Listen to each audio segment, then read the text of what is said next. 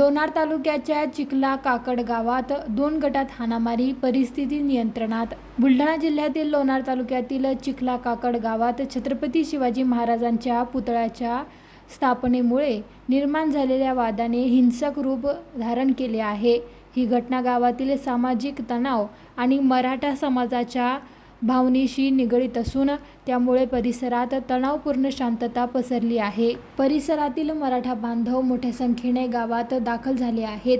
ही घटना मराठा समाजाच्या भावनिक मुद्द्यांशी जोडली गेली असून प्रशासनावर पुतळा कायम ठेवण्याचा निर्णय घेण्याचा दबाव आहे। गावातील 2 गटांमधील दरी वाढवली असून शांतता राखण्यासाठी प्रशासन सतर्क आहे। चिखला गावामध्ये सध्याची परिस्थिती अतिशय शांततापूर्ण आहे। पोलीस प्रशासन रात्रीपासून गावामध्ये आहे आणि सर्व नागरिकांशी संपर्कामध्ये आहे आणि नागरिकांनी सुद्धा पोलीस प्रशासनाने ज्या पद्धतीने सूचना दिलेल्या आहेत त्या सूचनांप्रमाणे शांतता ठेवण्याचं काम केलेलं आहे। कुठेही गालबोट लागलेलं नाही। आता नुकतेच मनोज जरांगे पाटील साहेब या ठिकाणी येऊन गेलेले आहेत। त्यांनी सर्व जनतेला शांततेचं आवाहन केलेलं आहे। मी परत एकदा पोलीस प्रशासनाच्या वतीने सर्व जनतेला आवाहन करतो की चिखला गावामध्ये परिस्थिती अतिशय शांत आहे, त्यामुळं आपण कुठल्याही अफवांवरती विश्वास ठेवू नये ही पोलीस प्रशासनाच्या वतीने सर्व नागरिकांना या ठिकाणी मी आवाहन आणि एक सूचना विनंती करतो। किती लोकांना अटक केलंय, गुन्हा दाखल केला, तुम्ही जी माहिती जरा घेणार आहे? आता याच्यामध्ये जे आहे ते आपण गुन्हा दाखल केलेला आहे, कायदेशीर प्रक्रिया सुरू आहे। त्या पद्धतीने जशी पुढे जाईल तसं आपल्याला माहिती दिली जाईल। 3 तारखेला अज्ञात व्यक्तींनी रात्री पुतळा बसवला होता। दुसऱ्या दिवशी 4 तारखेला आम्ही तो पुतळा पाहिला, परंतु गावातील काही पंजारी समाजाच्या लोकांनी तो पुतळा काढण्यास सांगितलं। आम्ही सांगितलं की महाराज कोणाचे एकट्या मराठ्याचे किंवा कोणत्या जातीचे नव्हते, महाराज सगळ्यासाठी लढले होते आणि महाराज सगळ्याचे आपण महाराजाला ठेवू। त्यांनी काय सांगितलं की आम्ही तुम्हाला कोपऱ्यात जागा देऊ। आम्हाला मान्य नसताना आम्ही मान्य केली। आमच्या काही वरिष्ठ लोकांनी समाजाच्या ती जागा मान्य केली, आम्ही पण केली। वर्गणी चालू झाली, त्यानंतर आमच्या सुरुवात माझ्यापासून झाली, आम्ही दिली। त्यानंतर परत सरपंचानं कटरस्तान रचून परत आमच्या नावाची कंप्लेंट घेऊन गेले, पण चंद्रकांत पाटलांनी त्यांची कंप्लेंट घेतली नाही। त्याच्यानंतर त्यांनी मला धमकी दिली, तुला उचलून नेऊ, तुला मारून टाकू, जसं संतोष देशमुखाला केलं तसंच तुला करू, असं सरपंचानं सांगितलं होतं मला। सरपंचांना, गजानन नागरेंना, नातासाहेब आहे ना, गणेश केदार यांनी सांगितलं होतं की तू संतोष देशमुखासारखंच तुला आम्ही मारू, तुला मेळही लागणार नाही, तुझ्या कोणालाच मेळ लागणार नाही। त्याच्यानंतर कालची घटना अशी होती की 4-5च्या टायमाला माझा भाऊ इकडे आला होता, त्यांच्या बाया माणसं जमलेले होते, आम्ही काही 4-5 जणच होतो घरी। मग आम्ही ते कहून आले म्हणून पुतळ्याजवळ कहून येत आहे म्हणून आलो होतो। त्याचं इथपर्यंत बोलणं चालू होतं की शिवाजी महाराजांचा नागराला बांधून नाला तोडून न्यायचा। मी सांगितलं मी येऊ देणार नाही। त्याच्यानंतर मी पुतळ्यासमोर बसले, माझ्या सोबतच्या काही महिला इथं बाहेर बाजूला बसल्या, माझ्या PSI इथं होते। PSI साहेबांनी आम्हाला परत प्रोटेक्ट केलं, पण सरपंचाच्या सांगण्यावरून आणि काही त्या लोकांच्या सांगण्यावरून त्यांच्या बायांना PSIला घेरत घेऊन आणि सांगळे साहेबाच्या आणि सानप साहेबाच्या त्या दोघांच्या मार्गदर्शनाखाली त्या समाजानं आम्हाला मारलं, माझ्या अंगावरचे कपडे पाडले। मी त्याला पोलीसवाल्याला आणि हॉस्पिटलमध्ये डॉक्टरला दाखवलेलं आहे, मग किती इंजुरी झालेली आहे, माझ्या शरीरावर किती नख मारलेले आहेत, त्यांनी लाथा मारल्या मला, त्यांनी बऱ्याच काही गोष्टी केल्या माझ्यासोबत। व्हिडिओ तर तुम्हाला सगळ्यापर्यंत त्या पोहोचलेले आहे। माझी फक्त एवढीच मागणी की 2 पोलीसवाले सस्पेंड व्हा, त्यामध्ये ठाणेदाराचा काही रूल नाही। एक सानप आणि एक सांगळे पोलीसवाले दोन्ही सस्पेंड व्हा, आणि हे जेवढे मी नावं देईन, रात्री नावं कमी घेतले होते मॅडम म्हणे नंतर घेऊ, असं मला त्यांनी सांगितलं होतं। मला परत स्टेटमेंट द्यायचं आहे, त्यांनी माझं स्टेटमेंट त्या घेणार आहेत।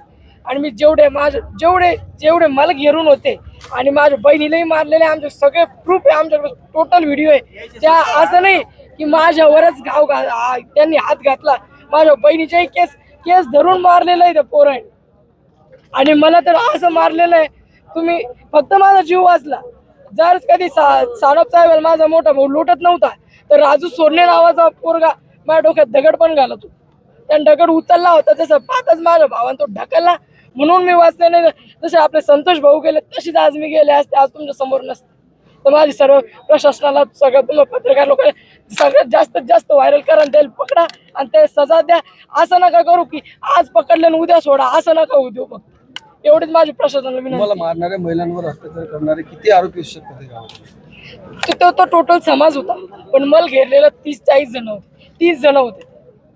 तर त्या 30 जणांनी लाता मारल्या, मला पाय धरून असं फरकाडलं त्यानं पूर्ण. माझा उजवा पायाला घासलेलं आहे. म्हणजे त्यानं जसं पिक्चरचे सगळे पिलेले होते. सरपंचानं 3 बॉक्स दारू आणून पाजलेली होती त्याला. त्या पिक्चरचा सीन होतो की नाही, हिरोईनला मदत घेऊन मारते त्या, हो पूर्ण नियोजित होतं ते, फक्त आम्हाला माहिती नव्हतं. आमचे लेकरं पण इथं होतं. 2 घंटे माझी मुलगी म्हणून माझी भाषी गायब केली होती. 2 घंटे. 1.5 वर्षाची मुलगी, एवढंही ध्यानात नाही आलं. रोज आम्ही गावात राहतो की माझी पोरगी 4 वर्षाची.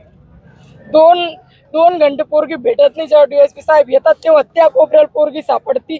आम्ही सगळे इथं, आम्ही PSI साहेब सांगतो की आमची पोरगी नाही, तरी PSI साहेब त्याला विचारते पोरगी कुठे, तिच्या नंतर पोरगी आम्हाला सापडते तिथं. म्हणजे ती आम्ही तर नाही नेली, आम्ही तर इथंच होतो. आता तुमची काय भूमिका असते? माझे 12 वर्षाची भाषी आहे. तिच्यावर पण यांनी मारायचा प्रयत्न केलेला आहे. नखल लागेल, गळ्यात पोस्को दाखल व्हावं. सगळे गुन्हे जे मी सांगत ते गुन्हे दाखल व्हावं.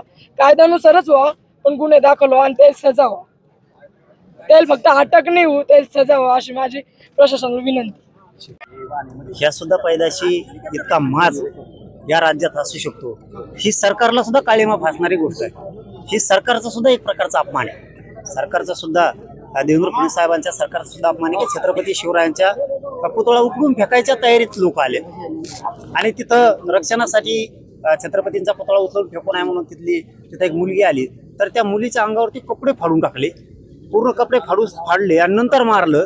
आणि तिच्या अंगावरती सुद्धा जखमा आहेत असं त्यांनी आता सांगितलंय की तिच्या अंगावर सुद्धा अशा जखमा आहेत. म्हणजे तिच्या काय आता अतिप्रसंग करायचा होता की काय काय वाईट भावना आणि त्यांनी तो प्रयोग केला. त्यामुळं त्यांच्यावरती 307 होणे खूप गरजेचं आहे. ती 10-12 वर्षाची मुलगी आहे, तिच्या नरडेल सगळे नखा लागले. म्हणजे नरडं दाबून तिला मारायचं होतं का? 2-3 घंटे तिला बाहेर घेऊन गेले, म्हणजे अपहरण सुद्धा होतं. ती पोस्को सुद्धा दाखल होतोय त्याच्यावरती. इतकी क्रूरपणानं घटना या चिखला गावात घडली. एखाद दिवशी मुख्यमंत्री बी जागे आहेत का नाहीत, गृह मंत्रालयाला ह्या गोष्टी माहीत आहेत का नाहीत, कारण हाताच्या बाहेर जाऊ देऊ नये आणि त्यांच्यावरती सगळ्यांवरती मोका लावणं खूप गरजेचं आहे. त्याशिवाय एक बसणार नाहीत, कारण ही परळीची लाभार्थी टोळी आहे. कारण त्यांच्या जाती सुद्धा चांगले लोक आहेत आणि यांना वाटतं जाती दंगल व्हावा आणि आम्हाला ती होऊ द्यायची नाहीये. आणि यांचं स्वप्नच ते ह्या लाभार्थी टोळीचं. त्या टोळीतले तिकडे काही लोक आहेत आणि ते हे प्रयत्न जाणून बुजून करतायत की जातीय तेढ, जातीय दंगली निर्माण झाल्या पाहिजेत. या भूमिकेतून त्यांनी कालचा केलेला हे प्रयोग आहे. शांत राज्य असताना सुद्धा दूषित करायचं काम यांच्या हातातून सुरू आहे. परंतु मुख्यमंत्र्यांनी याच्यात लक्ष घालून याची सखोल चौकशी करून इथल्या संबंधित काही अधिकारी होते त्यांनी का रोखलं नाही सुद्धा चौकशी झाली पाहिजे. आणि ते दोषी आढळले नसतील तर त्यांना सुद्धा विनाकारण, मग अधिकाऱ्यांना सुद्धा इथल्या असणाऱ्या कोणते कॉन्स्टेबल कोणते यांनाही त्रास देऊ नये, पण अगोदर चौकशी करा. ते जर आढळले तर त्यांना सुद्धा निलंबित केलंच पाहिजे. पण नाही आढळले तर काही जणांचं म्हणणं आहे त्यातल्या काही अधिकाऱ्यांनी सहकार्य केलंय, इथल्या पोलिसांनी काहींनी केलं नाही. त्याची चौकशी सुद्धा होणं खूप गरजेचं आहे. आणि जर ही गुन्हे दाखल करून त्या आरोपींना, आज सगळे गुन्हे म्हणतो आम्ही, आज 5 वाजे 6 वाजेपर्यंत तर सगळे गुन्हे दाखल झाले नाही, म्हणजे 307 पासून ते पोस्को पासून अपहरणापासूनचे सगळे गुन्हे जर दाखल झाले नाही, डोक्यात दगड घालायचा प्रयत्न केला आहे. म्हणजे डोक्यात दगड घालून मारून टाकायचं ही प्रयोग होता. छत्रपतींची विटंबना केली गेली, ती यांना जातीय तेढ निर्माण करायचा होता. सामूहिक कट रचून हे आले होते. याच्यात 120 ब लागलाच पाहिजे, कारण यांनी सामूहिक तिकडं संगनमत केलं होतं आणि ती कट रचून तिथं सगळ्यांनी मिळून हल्ला केला. कारण यांना सगळ्यांना मोका लागतो. 120 ब खाली हे सगळेजण येतात. हे गुन्हे दाखल झाले पाहिजेत आणि ते करतील. SP साहेब करतील, इथले पोकळे साहेब करतील, इथले DYSP साहेब करतील. त्यांनी नाही केले तर 25 तारखेला च्या नंतर आम्ही तारीख डिक्लेअर करणार आहेत. पुऱ्या राज्यातले मराठी या चिखला गावात येणार.